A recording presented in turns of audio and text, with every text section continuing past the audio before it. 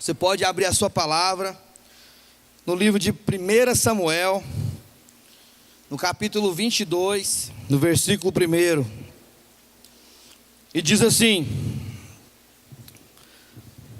Davi retirou-se dali e se refugiou na caverna de Adulão.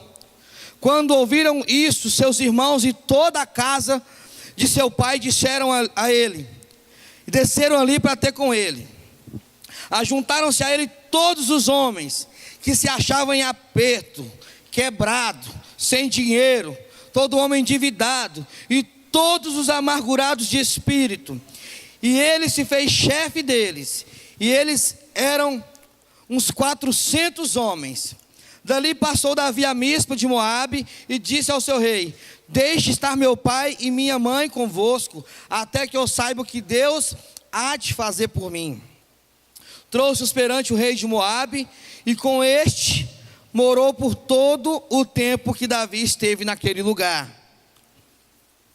Porém o profeta Gade disse a Davi: não fique neste lugar seguro, vai e entra na terra de Judá. Então Davi saiu e foi para o bosque de Herete.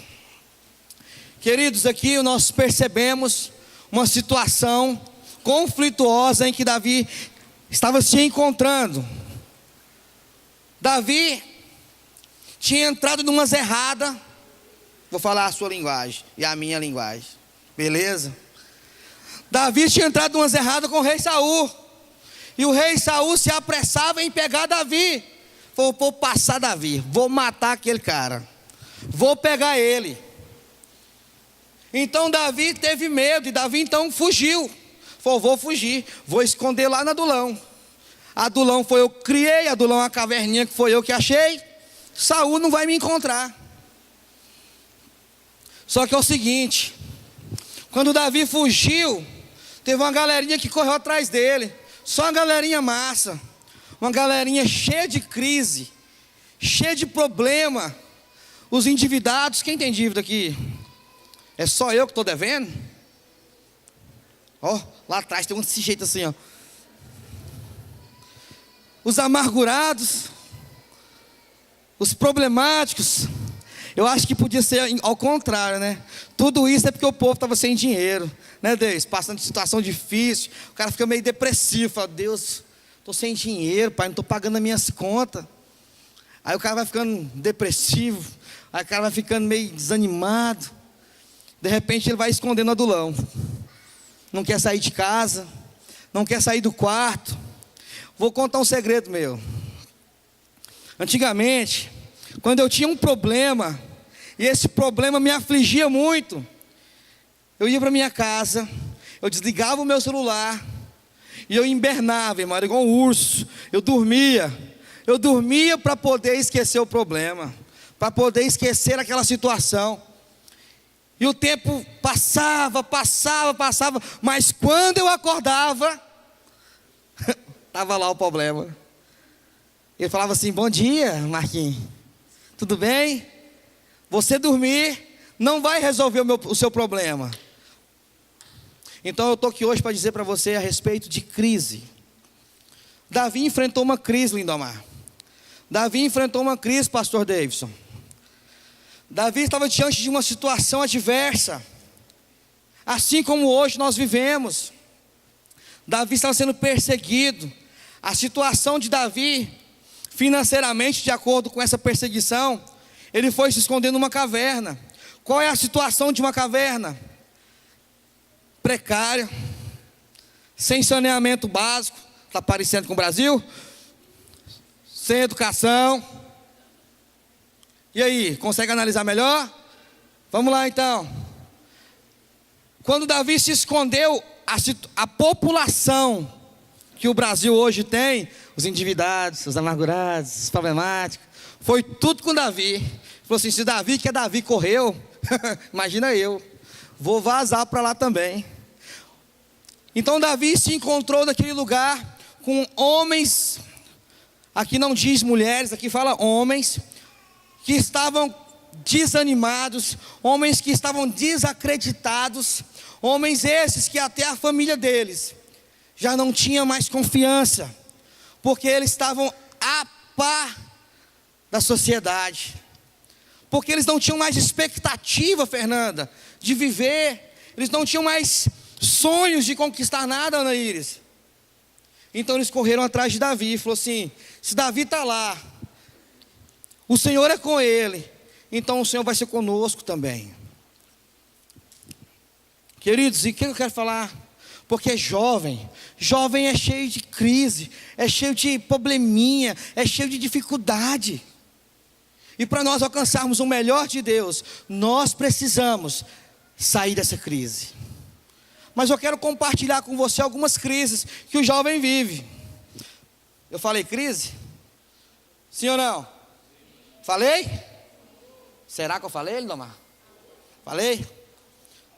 Então falei mesmo. Falei. Se vocês estão afirmando que eu falei de crise, eu falei de crise. E a primeira crise que o jovem encontra é a crise existencial.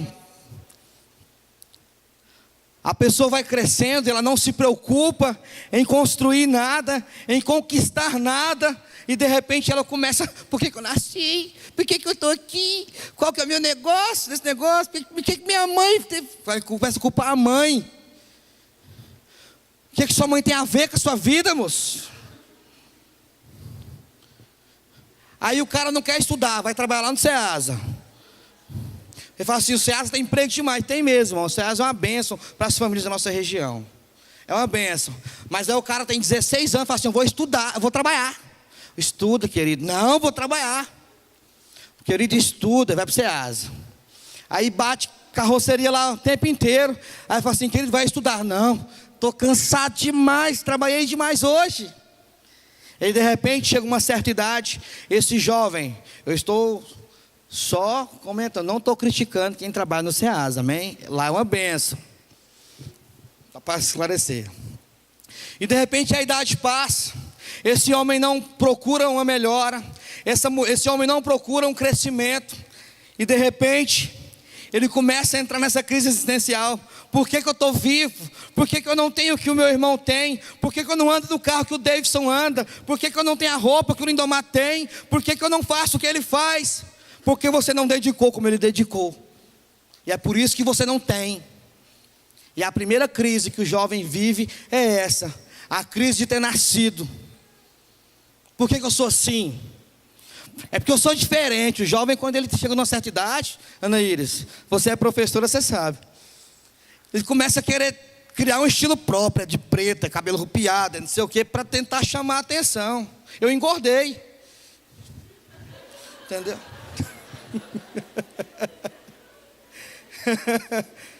Consegui. Então o jovem vive essas coisinhas, esses dilemas.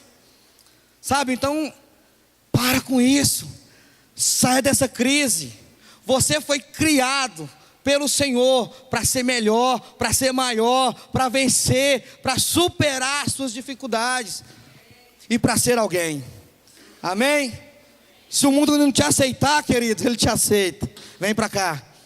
Ele vai mudar a sua história, ele vai mudar o seu cronograma, e ele vai fazer você ser alguém.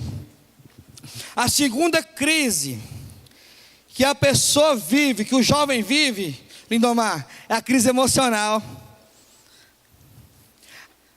Antigamente tinha umas moças aqui que tinham 16 anos, estavam assim: meu Deus do céu, ninguém chegou em mim até hoje para namorar. Meu Deus do céu, eu vou ficar beata, vou ficar solteira. Meu Deus, eu tenho 16 anos, pensa. Quando eu te inteirar 18, já ninguém me quer mais.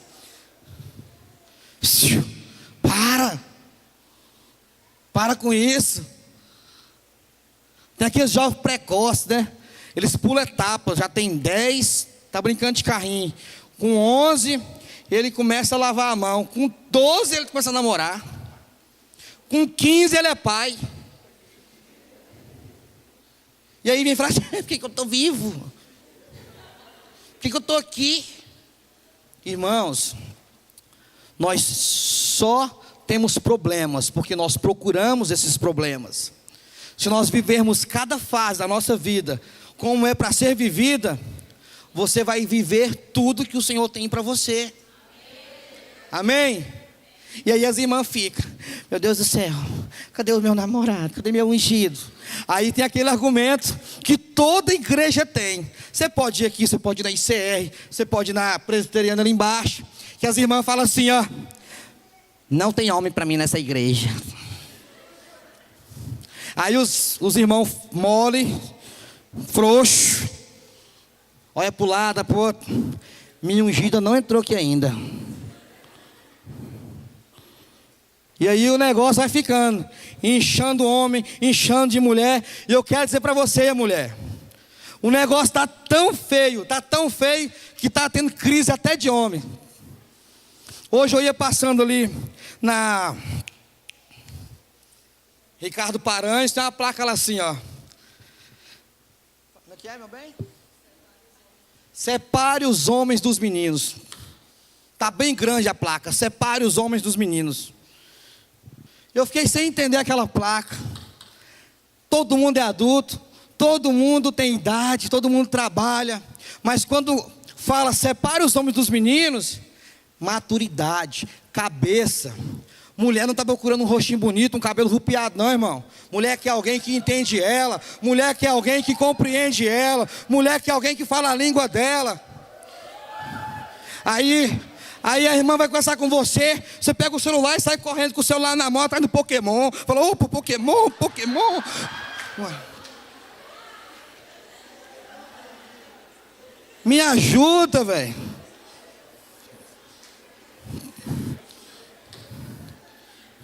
Pikachu, não sei o quê. Opa, o negócio que tá meio rolamentado isso aqui. Irmão, fiquei sabendo que teve um rapaz lá no Parque Flamboyant que estava lá namorando com a mulher, o celular vibrou. Ele falou, tem um Pokémon aqui. Ela falou, aonde? Cadê? E aí de repente ele lá do outro lado do lago, ele viu o Pokémon passando e falou assim, espera aí. Irmão, se o Pokémon pegou para o lado do setor sul, ele não voltou. Não tem lógica esses programas de hoje, irmão. É uns irmãos que não saem do Goku, do Pikachu, do não sei o quê. Eu quero dizer para você, irmão, o negócio está tão feio, que está tendo crise de homem. Se você tem o seu, segura. Ora, fala, Deus, melhora o meu namorado, melhora o meu noivo, melhora esse homem, Pai. Aprimora ele. Se você está na dúvida, não sei se eu gosto, larga logo, irmão, porque tem gente querendo. Tem gente querendo, entendeu? A crise está feia, fica empatando na vida dos outros, não. Tem gente querendo ser feliz, tem gente querendo casar. Não é não, Fernanda? Estou brincando, estou só para confirmar a palavra. Estou brincando, senhor, estou brincando.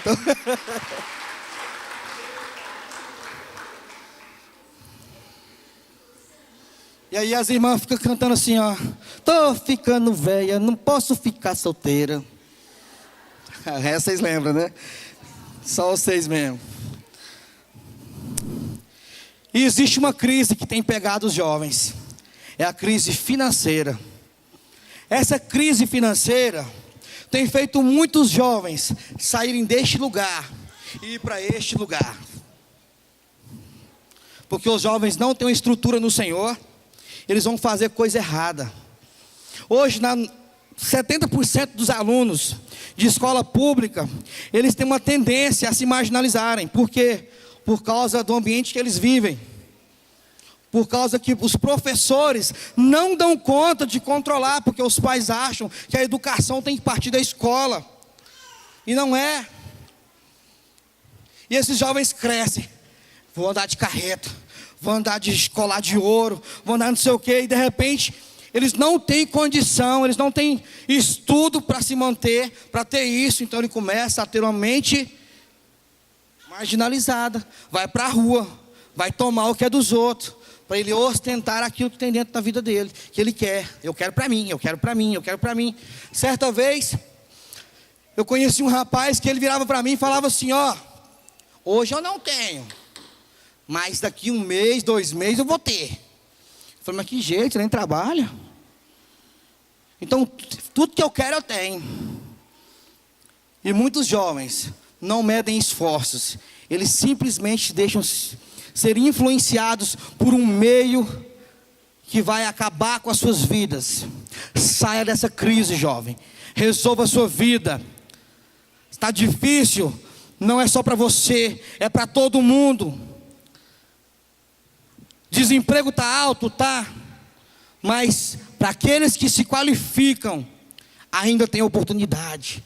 Para aqueles que se colocam, sabe, diante dos livros, num curso preparatório, aqueles que pagam um preço, ainda tem oportunidade. Vai chegar a sua hora. Marquinhos, eu quero um carro, espera, trabalha, faz consórcio, financia, mas compra de forma digna. Espera o momento certo, não precipite. Deus tem algo para fazer na sua vida. Vamos para a Bíblia, né? Chega de crise. Quer um exemplo de alguém que viveu todo tipo de crise na Bíblia? Jó. Jó viveu todo tipo de crise, Lindomar. O cara estava lá e o cara orava: Pai, perdoa os meus filhos porque eles pecaram contra ti. E de repente, veio um raio, derrubou o negócio lá e matou meio mundo de filho, e matou meio mundo de criação, e meio mundo de boi, meio mundo de ovelha. Estava lá, e chega um rapaz e fala assim: meu senhor, ei, meu senhor, estava lá no pasto, e veio um relâmpago, um trovão, um furacão, um maremoto, um terremoto, e matou seus filhos. E ele fala assim: glória a Deus, mas ainda tem as meninas. Aí de repente fez, chega lá a baiana com aquele negócio na cabeça: meu senhor, veio um raio, caiu lá na cozinha e matou todas as suas filhas. Falou: glória a Deus, ainda tem os boi. E eu te falar, meu senhor, veio um ventaval e pegou todas as vaquinhas só rodando. Tanto que um até passou num filme, você viu? Estava rodando, passou aquele filme, né? O Twist lá, meu nome? Twist, é. E aí, Jó perdeu tudo. Mas eu acho que Jó estava assim: Deus, leva minha esposa também, pai. Pai, leva ela. Já que o Senhor vai renovar tudo, Senhor, leva ela também. Mas Deus não levou ela. Deus não levou. Nem a sogra. A sogra ficou, velho. E de repente, Jó estava lá, pegou uma lepra, ficou doente. Aí Jó, além de estar numa crise financeira, vivendo uma depressão, uma chateação, uma crise, porque perdeu os filhos, porque perdeu os bens. Aí ele pega uma doença, uma lepra, Lindomar. Ele acaba de entrar numa crise sexual. Não comparecia, velho. E a mulher virou para ele: amaldiçoa esse seu Deus e morre. Para que serve um homem desse jeito? E Jó falou assim: fala como uma louca, mulher. Naquela hora, Jó não falou porque não podia pecar. Ele falou assim: se eu pudesse eu te matava. Então Jó, ele viveu toda classe de crise. A crise com os filhos, a crise com a empresa que era a fazenda, a crise com a esposa, a crise dentro do casamento. Querido, ele tinha tudo para dar errado. Ele tinha tudo para perder. Só que ele acreditava no Deus que ele servia. Ele acreditava no Deus que ele tinha. Ele falava assim: olha, se eu perseverar, se eu permanecer, se eu não pecar contra esse Deus, Ele vai vir ao meu favor, Ele vai mudar a minha história. E ninguém acreditava naquilo que Jó falava, mas Jó perseverava. Então eu quero dizer para você, ainda que a sua situação seja crítica, ainda que o seu problema seja grande, persevera, acredita, tenha fé. Não deixe que o diabo venha colocar coisa na sua cabeça. Não deixe que o diabo venha roubar a sua bênção. Porque situação adversa, todos nós passamos. Ah, Marquinhos, mas você é pastor. Quem disse que pastor não passa problema? Passa dobrado. Quem disse que pastor não fica sem dinheiro? Meu irmão, se eu te contar a minha história, você fazer uma oferta para mim aqui agora.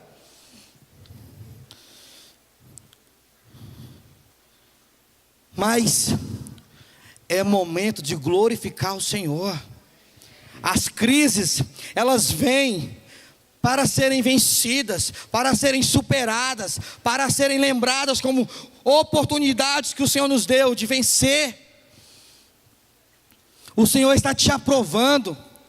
Jovem, não saia dos caminhos do Senhor, persevere. Amém? E o que tem te parado? O que tem bloqueado a sua vida? O que tem feito você desistir? Dificuldades nós passamos, dificuldades nós vamos continuar passando, porque todos os dias alguma coisa nos acontece. Todos os dias um novo obstáculo vem para nós. Porque nós cristãos, nós somos aquelas corridas dos obstáculos. Agora em Olimpíadas, né? Vem um obstáculo, nós... Vem outro, nós... Vem outro, nós... Só que nós vamos tanta habilidade para passar pelos obstáculos, porque o Senhor vai nos colocando força. Vai meu filho, você vai dar conta, você vai conseguir. E nós conseguimos. Jovem, não desperdice o seu tempo, não desperdice a sua vida. Amém? Voltando agora para Adulão, eu quero deixar essa reflexão desse vídeo para você. Persevere e conquiste aquilo que você tanto sonha, o seu ideal, o seu concurso, o seu emprego, sabe? Tudo que você sonha, corra atrás. E vamos lá então. Estou partindo para o final. E o que Adulão oferecia a Davi? Adulão, pastor, era um lugar profético. Era um lugar onde Davi não tinha recursos. Ele tinha o Senhor. Era um lugar onde todos iam porque já achava que estava tudo terminado, pastora.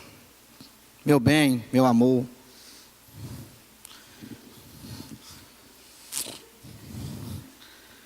Então Adulão era para os fracos, aparentemente.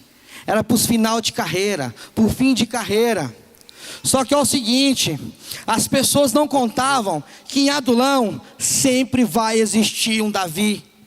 Em Adulão sempre vai existir alguém que vai fazer você crescer, que vai fazer com que você se levante, com que você reaja à sua vida e que você melhore. Então Adulão ele foi feito para você não ficar o resto da sua vida, mas Adulão foi feito para você entrar, aprender, recuperar e sair de lá, porque foi a ordem que o Senhor deu a Davi. Não fique aí por muito tempo, saia daí. Então Davi entrou lá com um propósito. Talvez o propósito não era nem fugir de Saul, era recuperar aqueles 400 homens, Júnior. Era recuperar aqueles homens, aqueles que a família desprezou, aqueles que as empresas te demitiram. Então Davi entrou lá com aquele projeto, falou assim: eu vou entrar aqui para recuperar, eu vou entrar aqui para melhorar, e vou mostrar para aquela sociedade lá fora que eles têm jeito. Bem-vindo a Adulão, querido. Adulão é esse lugar, amém? Aqui está cheio de Davi para te abraçar. Aqui está cheio de Davi para pegar na sua mão e falar assim: ó, vai dar certo, o Senhor é contigo, persevera, amém? Segunda coisa, quando nós estamos em Adulão, nós passamos por um problema, porque Adulão é lugar de problema, é lugar de fugir, é lugar de correr, e sempre nós queremos fugir dos nossos problemas. Mas você já reparou que em toda vez que nós passamos por um problema, é mais fácil de ir para a presença do Senhor? Então Adulão é lugar de profundidade em Deus, é lugar de busca intensa no Senhor. Então Adulão é necessário para o cristão, porque lá ele vai ser forjado, lá ele vai ser treinado, lá ele vai ser colocado à prova, mas ele vai ser aprovado, porque o Senhor é com ele. O Senhor vai fortalecer, e ele vai buscar o Senhor. Já reparou? Quando alguma coisa vai acontecer, fala assim: Deus me ajuda. a gente lembra de Deus na hora. Você quer ver um exemplo? Um exemplo. Esses dias eu estava lá na loja, e aí o meu pai estava com a minha tia estava hospitalizada, e aí o meu pai, ele é uma bênção, só que ele não é cristão. Mas ele estava tão aflito, que a primeira coisa que ele falou para mim foi: meu filho, ora pela sua tia. Meu filho, pede para Deus salvar a sua tia. Falei: pai, eu vou pedir. Só que aí, se ele vai me atender, é com ele. E eu orei lá na loja, orei com meu pai. E eu disse o seguinte para ele, falei: pai, Deus tem um propósito em todas as coisas. Ele falou: não, mas Deus pode salvar ela. Eu falei: Deus pode salvar ela, mas nós não sabemos o propósito de Deus. E o propósito de Deus era levar ela. Segunda-feira passada ela veio a óbito, ela faleceu. E ele queria arrumar uma culpa para tudo. E ele falou assim: foi culpa do médico. Eu falei: não, pai, foi Deus que quis recolher. Não, foi culpa da enfermeira, chefe não me ligou. Eu falei: pai, o que adiantava o senhor estar lá? Deus tinha um propósito. Então Deus tem um propósito na sua crise. Deus tem um propósito no seu adulão. O propósito é que você venha ter relacionamento com Ele. O propósito é que você venha estar com Ele. O propósito é que você venha ter raízes do Senhor. Adulão é lugar de ter profundidade em Deus. Amém? Terceira coisa, lá em Adulão é onde Deus começa a trabalhar em nós. Lá em Adulão é quando Deus começa a ensinar você. Somos vasos na mão do Senhor. Em Adulão, o Senhor começa a refazer a sua vida. O Senhor começa a moldar a sua vida. Jeremias 18 fala isso, a respeito do vaso na mão do oleiro. Então, o vaso pode ter sido destruído por várias vezes, mas em Adulão, ele começa a ser lapidado novamente. Então o Senhor está restaurando a sua vida. O Senhor está moldando você novamente. Persista, persevere. É o tempo de Deus fazer na sua vida. Amém? Glória a Deus. Quarto lugar, Davi, ele foi para Adulão, fugindo de quem? Fugindo de quem? Saul. Então Adulão é lugar de mudança de governo. É saindo do governo do diabo e entrando no governo do Senhor, amém? Mudança de governo é deixar de ser governado pela carne, pelo pecado, pelo mundo, pelas paixões, e começar a ser guiado pelo Espírito Santo, e começar a ser guiado por Deus, e começar a ser guiado por algo maior, por algo que nos toma, e por algo que realiza isso que Ele está realizando aqui hoje. Saul aponta para a rebeldia. Quantos homens e mulheres, quantos jovens, quantos adolescentes aqui dentro ainda tem atitudes rebeldes? Eu também tenho de vez em quando, querido. Só que eu não tenho como permanecer na rebeldia. Eu posso ter o meu momento dentro da minha casa, mas eu tenho que ir para os pés do Senhor ao mesmo tempo e falar: Deus, me perdoa, me perdoa. Eu tenho que me dobrar diante do Senhor e falar: Senhor, muda a minha vida. Eu ainda preciso ser transformado. A diferença sua para mim é nenhuma. Todos os dias eu tenho que ir para a cruz. Todos os dias eu tenho que tomar um pouquinho da minha vida que o diabo tenta pegar. Sabe por quê? Porque todos os dias o diabo está à nossa porta, né, pastor? Todos os dias o diabo quer enviar um pratinho novo para nós. Todos os dias o diabo quer fazer uma armadilha para que nós venhamos cair. E assim é com você. Cuidado, que se você não vigiar, o seu chão pode sumir, você pode descer. Já viu aquela armadilha? Galhos secos, um buraco, folhas em cima, e de repente você Isso me arremete, sabe o quê? Quando eu era criança, eu estava, lembrei de um testemunho agora, hein? Rebelde, teimoso não. Morava no Recanto das Minas Gerais. Recanto tinha duas coisas lá: mato e poeira. E aí minha mãe falou: meu filho não anda nesse mato. Meu filho não anda nesse mato. Eu falei: mãe, o que tem andar nesse mato?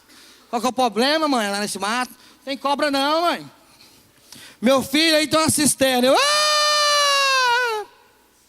Eu já tinha caído nela. O David disse que é por isso que eu fiquei sem pescoço.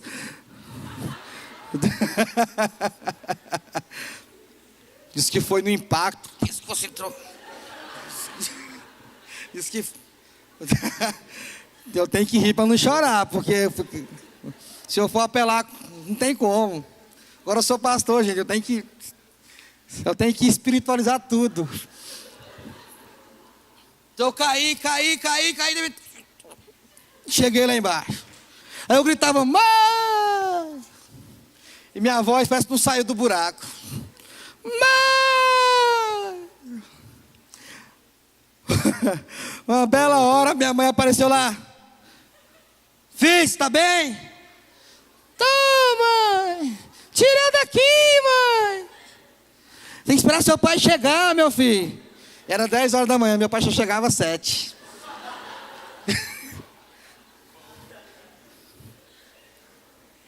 De repente, minha mãe foi lá, buscou a corda. Amarra aí, meu filho. Nós vamos te puxar. Foi na rua, chamou meus colegas tudo. Fez um cabo de guerra com aquela meninada puxando aquela corda. Vamos puxar, gente, vamos. E veio puxando. A sorte que eu era magrinho, né? Graças a Deus eu era magrinho. E me puxou daquele buraco, eu saí daquele buraco, lameado até aqui assim, ó, cheio de lama. Ela pegou a corda que nem vai pegar um bezerro. Lápis nas minhas pernas. Aprende a não ser teimoso mais, menino. Vai pra dentro. Quando entrei pra dentro, outra pé, irmão. Quase morri. 2 vezes. Uma do buraco, outra da surra. Mas graças a Deus. Mas eu aprendi a lição, eu não fui rebelde. Sabe, nós precisamos entender. Só foi para descontrair, amém? Que a oportunidade nem sempre ela vai vir com a cara boa. A oportunidade nem sempre vai vir com uma fachada legal. A oportunidade, de vez em quando, ela vai aparecer disfarçada de algo ruim. Então pegue o seu adulão, pegue a sua crise, aproveite, faça ela virar uma oportunidade e vença. Aqueles mesmos homens que estavam endividados, amargurados, desprezados, sem dinheiro, eles se transformaram num batalhão. Soldados esses valentes. Não se ouve falar em melhores soldados.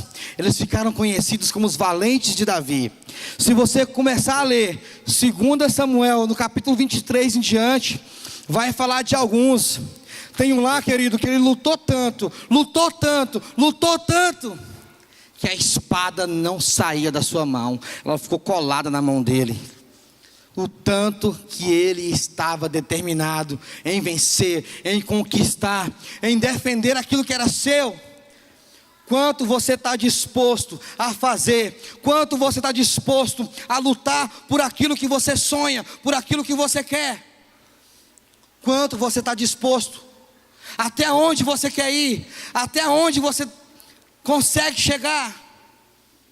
O Senhor hoje te chama para vencer limites, para vencer barreiras, para acreditar, para falar assim: vai dar certo, meu filho, eu estou com você. Está difícil, tá, mas quem disse que foi fácil? Para mim também, porque o Senhor Jesus disse: no mundo tereis aflições, mas tem de bom ânimo, porque eu venci. E se Ele fala assim, é porque também foi difícil para Ele.